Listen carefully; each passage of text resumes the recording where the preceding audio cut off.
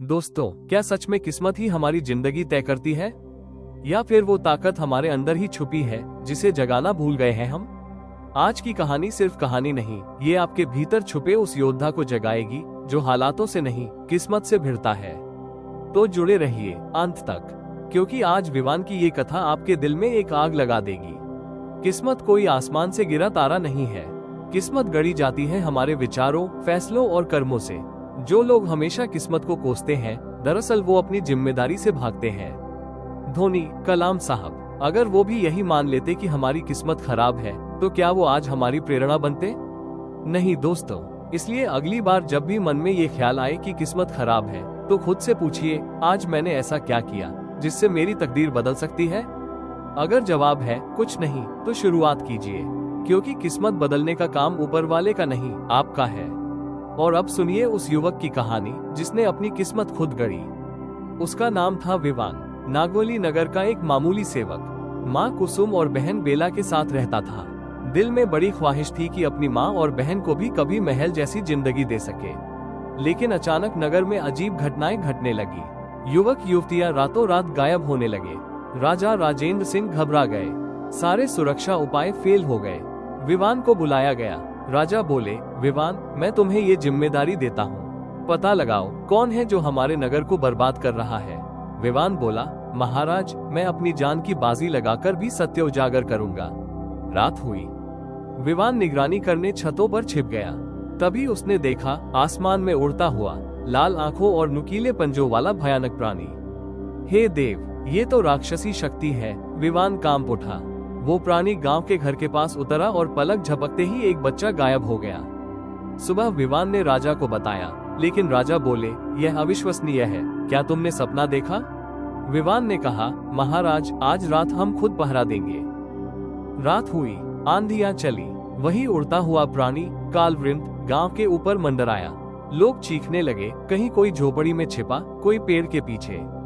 लेकिन विवान डटा रहा। बोला, रुक जा कालवृंत, आज तुझे छोड़ेगा नहीं विवान। वो उसके पंजे पकड़ने लपका और तभी उसके हाथ में आ गिरा सोने का शाही कड़ा। विवान चौंका, ये तो राजकुमार अनीश का कड़ा है। राजा को दिखाया तो उनके चेहरे का रंग उड़ गया। तभी वृद्ध साधु आए। बोले, सुनो राजन, वर्षों पहले तुमने एक हिरण के बच्चे का शिकार किया था। मरती हिरणी ने श्राप दिया था, तुम्हारा वंशज कालवृंत बनेगा और नगर को बर्बाद करेगा। विवान चौंक गया, लेकिन उसने कहा, साधु बाबा, मुझे मेरी बहन और नगर की बेटियों को बचाना है।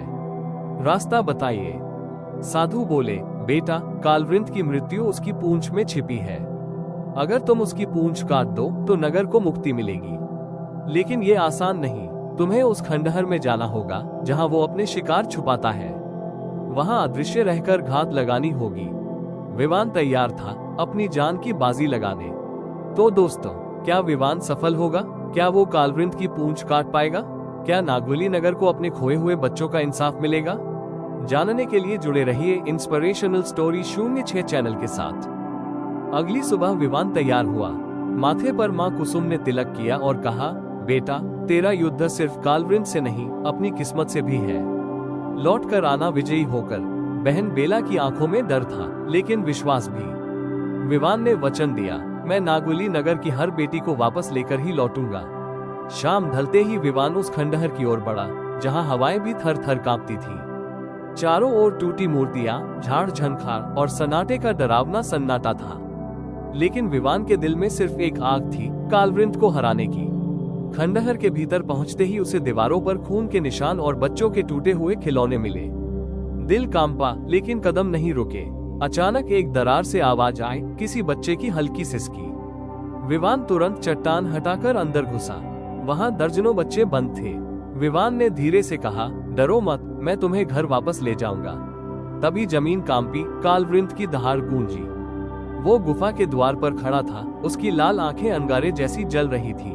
विवान ने साधु की बात याद की, पूंछ में उसकी मृत्यु छिपी है। कालवृंत झपट कर आया, लेकिन विवान फुर्ती से बचा। हाथ में ली लोहे की तलवार से उसने कालवृंत की पूंछ पर वार किया। पहला वार छूटा। कालवृंत ने पंजा मारा। विवान का कंधा लहूलुहान हो गया, लेकिन विवान डिगा नहीं। दूसरा वार और कालवृंत की पूंछ कट गई। कालवृंथ ने चीख मारी जैसे आसमान फट पड़ा हो। उसकी राक्षसी शक्ल पिघलने लगी और वो इंसानी रूप में बदल गया। वो कोई और नहीं, खुद राजकुमार अनीश था।